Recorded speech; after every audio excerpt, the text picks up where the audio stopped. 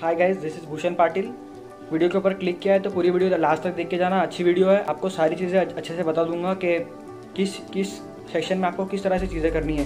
Physical chemistry के अंदर आपको क्या चीज़ें करनी है, ऑर्गेनिक केमिस्ट्री के अंदर क्या करना है, इनऑर्गेनिक केमिस्ट्री के अंदर क्या करना है, सारी चीज़ों के बारे में वीडियो के अंदर डिटेल में बात की है, तो वीडियो एंड तक देखना।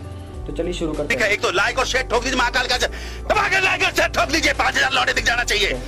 देखो, जिस तरह से बायोलॉजी के लिए मैंने ट्रैक शीट बना दी थी, उस तरह से केमिस्ट्री के लिए भी मैंने एक ट्रैक शीट बना दी है आपके लिए। देखो, एक ट्रैक शीट बनाने का मेरा मेन रीज़न वही है कि आप अपना रिवीजन जो कर रहे हो, लिमिटेड टाइम बचा हुआ है, तो लिमिटेड टाइम के अंदर मैनेज वे में सारी चीज़ें करनी है, तो आप ये ट्रैक शीट का यूज़ करके सारी चीज़ें एकदम मैनेज वे में कर सकते हो। आपको पता चलता रहेगा, आप वो ट्रैक शीट को जब आप ट्रैक करोगे, हाँ मेरा इस दिन मैंने ये चैप्टर कर लिया है, तो आप वहाँ पे टिक मारोगे। उस तरह से अगर आपको दिखेगी ना चीज़ें, तो आपको अंदर से भी कॉन्फिडेंस आएगा कि हाँ मैं चीज़ें कर रहा हूँ, मेरे ये चैप्टर्स खत्म होते जा रहे हैं। और एट द एंड जब आप देखोगे, आप सबसे पहले तो आपको जो ट्रैक शीट है उसको आपको प्रिंट निकाल लेना है, और प्रिंट निकाल के आप जहाँ पे भी पढ़ने बैठते हो वहाँ पर आपको प्रिंट लगा देना है, और उसको हर रोज़ आपको मेंटेन करना है। आपको एटलीस्ट ट्राई करना है कि आपका हर दिन एक टिक तो लगता ही रहे। आगे समझ लो, आज आपने some basic concept of chemistry किया, आपने जो भी डेट को वो किया, आप वो डेट वहाँ पे लिख दो कि जहाँ पे मैंने सेक्शन दिया डेट के लिए, और वहाँ पे आप कंप्लीटेड का मार्क मारोगे। इस तरह से आपको सारी चीज़ें करनी है। और जिस भी दिन, मतलब 30 डेज, अराउंड 30 डेज़ का वो ट्रैक शीट बना हुआ है, जिस दिन आप वो कंप्लीट करोगे उस दिन आप वो ट्रैक शीट मुझे पर्सनली अपने इंस्टा हैंडल पे आप डीएम करोगे, और वो ट्रैक शीट को मैं अपने वीडियोस में आपको शाउट आउट दूंगा कि हाँ देखो, ये मेरे बच्चों ने ये पूरी ट्रैक शीट कंप्लीट की है। और आप जैसे जैसे वो ट्रैक शीट को देखोगे ना, हाँ आपकी ट्रैक शीट कंप्लीट होते जा रही है, तो आपको अंदर से कॉन्फिडेंस आएगा कि हाँ यार मैं चीज़ें कर रहा हूँ। और मैंने पहले भी बोला ये चीज़ कि नीट की गेम कॉन्फिडेंस की गेम है, क्योंकि पेपर तो बहुत ज़्यादा ईजी आने वाला है। मैं आपको एक चीज़ बता दूं, पेपर तो बहुत ज़्यादा इजी आने वाला है। यहाँ पर मैटर क्या करता है, आपकी एक्यूरेसी और आपका कॉन्फिडेंस लेवल। जिसका कॉन्फिडेंस लेवल अच्छा होगा, जिसकी एक्यूरेसी बहुत ज़्यादा अच्छी होगी, वही ज़्यादा स्कोर कर पाएगा। सिंपल, क्योंकि कंसेप्ट बहुत सारे बच्चों ने पढ़ लिए होते हैं, चीज़ें बहुत सारे बच्चों ने कर ली होती है, बट कुछ बच्चे डर की वजह से मार्क्स नहीं ला पाते, और कुछ बच्चों की एक्यूरेसी नहीं होती, उसकी वजह से मार्क्स नहीं ला पाते। बस आपको ये दो चीज़ों पर ध्यान देना है, तो आप अच्छे से कर पाओगे चीज़ें। अब इंडिविजुअल बात कर लेते हैं कि आपको क्या क्या चीज़ें करनी है इन लास्ट 2 मंथ्स के अंदर।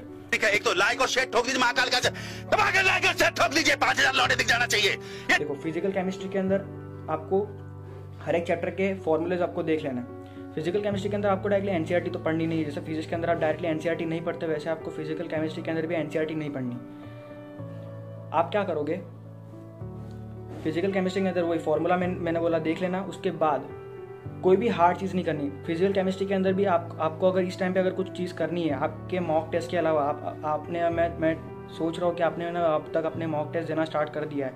मॉक टेस्ट आप दे रहे हो ना, तो उसके साथ साथ ये जो आप ट्रैक शीट जो है मैंने आपको दी है, उसको आपको फॉलो करते हुए जाना है।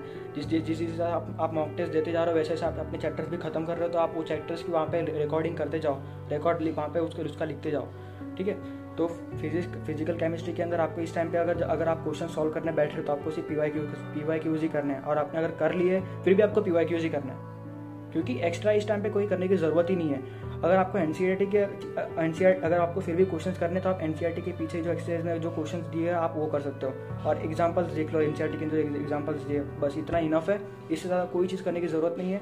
अगर आपको लगता है कि ये सही में ये सफिशिएंट है, तो मैं बोल रहा हूँ ये सफिशिएंट है, क्योंकि मैंने चीज़ें देखी यार, इतनी हार्ड चीज़ें पूछता ही नहीं है, और लास्ट 2 साल से तो कुछ ज़्यादा ईजी पूछने लगा, इसलिए हार्ड चीज़ें करनी ही नहीं है हमें फालतू में। इनऑर्गेनिक केमिस्ट्री के ऊपर बात करें, तो आपको जिस तरह से आप बायोलॉजी के अंदर एकदम बाय हार्ट एकदम लर्न कर लेते हो, वैसे ही आपको है ना इनऑर्गेनिक केमिस्ट्री भी आपको लर्न होनी चाहिए। और इनऑर्गेनिक केमिस्ट्री के अंदर 3 चैप्टर जो सबसे ज़्यादा इंपॉर्टेंट है, वो है आपके chemical bonding, periodicity, periodic table and classification वाला चैप्टर, और पी ब्लॉक 12 का।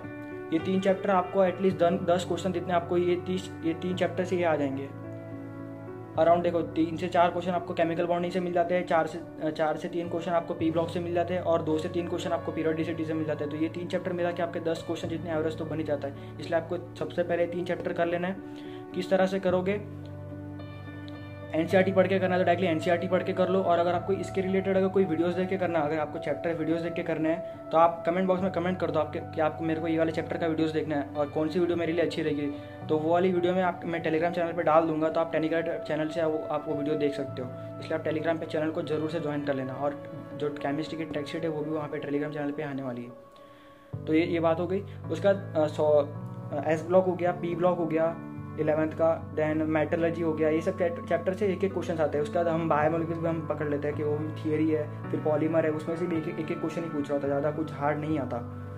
तो ये चैप्टर्स को आपको बस पढ़ते जाना है। और इसके अंदर आपको एक चीज़ मेन चीज़ क्या ध्यान रखनी है, पॉलीमर के अंदर आपको एग्जाम्पल्स अच्छे से कर लेने हैं। Then S block P block के अंदर आपको एंड हाइड्रोजन भी आपको जो सीक्वेंस होते हैं ना, जो मतलब जो आपको ऑर्डर बनाए होते हैं वो आपको अच्छे से आने चाहिए कि, और आपको हर एक एलिमेंट का आपको फ्लेम पता होना चाहिए कि फ्लेम टेस्ट के अंदर उसका कलर क्या आता है, ठीक है। फिर एनामोलस बिहेवियर ऑफ लिथियम, ये वाला टॉपिक भी इंपॉर्टेंट है, तो आपको वो भी आना चाहिए। देखो मैं आपको एक एक चीज़ें अच्छे से बता रहा हूँ, एकदम क्रिस्प चीज़ें बता रहा हूँ, हो सके तो एक बार लिख लो।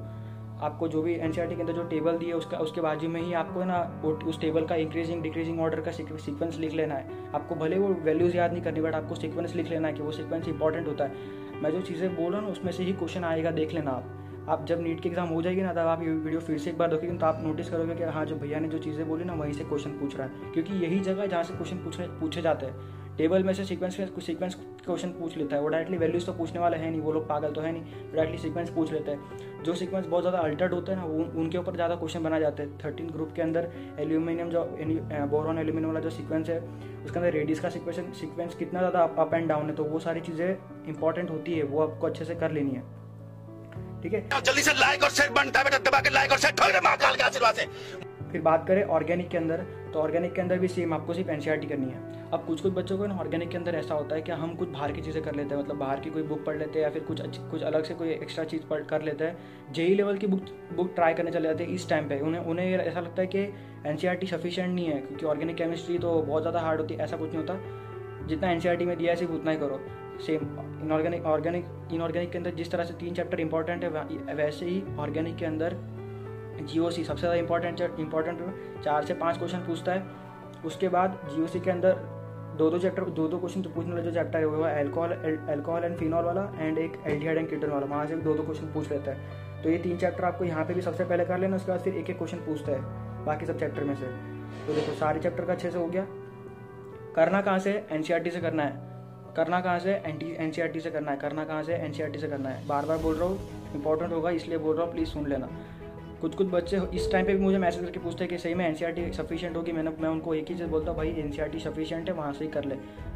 क्योंकि एक्स्ट्रा वाली जो चीज़ें होंगी ना, वो आप जो मॉक टेस्ट दे रहे होंगे, मैं होप करता हूँ मॉक टेस्ट दे रहे होंगे, तो वहाँ से आपको एक्स्ट्रा वाली चीज़ें मिल ही रही है। तो आप खुद से जो चीज़ें एक्स्ट्रा चीज़ें करने मत जाओ। आपको जो मॉक टेस्ट में से एक्स्ट्रा चीज़ें मिल रही ना, आप वहाँ से एक्स्ट्रा चीज़ें ले लो और उसको आप अपनी एनसीईआरटी में डालते जाओ। जो भी एक्स्ट्रा चीज़ मिली आपको वो एनसीईआरटी में नोट कर लेनी है, ऐसे करते जाना। इस टाइम पे जो भी एक्स्ट्रा चीज़ आपको मिल रही है ना, कोई भी टेस्ट दे रहे हो, कहीं कुछ भी अगर पास्ट क्वेश्चन से भी अगर आपको कोई एक्स्ट्रा चीज़ मिलती है तो आपको एनसीईआरटी के अंदर नोट कर लेनी है, ठीक है। इस तरह से चीज़ें करते जाना है। सारी चीज़ों के बारे में अच्छे से बता दिया है, एकदम क्रिस्प वीडियो है कि आपको इस टाइम पे क्या क्या चीज़ें करनी है सारा।